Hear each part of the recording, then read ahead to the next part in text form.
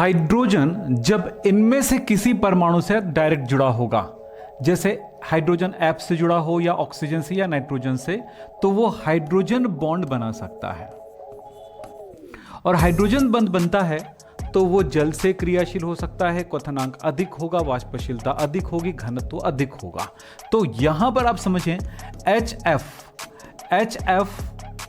में आप देख रहे हो हाइड्रोजन F से जुड़ा हुआ है, तो ये HF की अणुएं आपस में आराम से जुड़ जाएंगी और इस कारण से यहां पर देखिए क्या बंधन हुआ।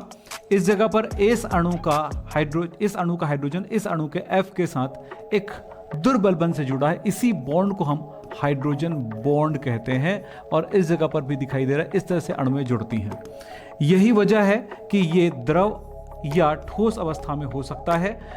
यहां पर और देख लीजिएगा, लेकिन अगर मैं H और Cl की बात करूं तो H और Cl आपस में जो अणुएं होती हैं आपस में किसी तरह के हाइड्रोजन बॉन्ड से नहीं जुड़ सकती हैं।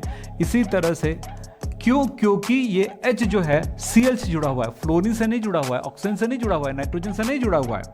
इसी तरह से देखें H2O, हाइड्रोजन और ऑक्सीजन के बीच में बंधन है और यहां पर वही कहानी फिर से दोहराई जा रही है कि हाइड्रोजन जो है वो ऑक्सीजन से जुड़ा हुआ है, हाइड्रोजन ऑक्सीजन से जुड़ा हुआ है। तो एक अणु का हाइड्रोजन दूसरे अणु के ऑक्सीजन के साथ इस तरह से एक आकर्षण बल बनाती है। इसी आकर्षण बल के कारण ये द्रव अवस्था में होता है। तो आप समझिएगा, कोई पदार्थ अगर द्रव अवस्था में है, अगर उसमें हाइड्रोजन बॉन्ड है तो इस वजह से हो सकता है, या अल्कोहल पानी में घुलता है तो इसका कारण भी हाइड्रोजन बॉन्ड की वजह से है।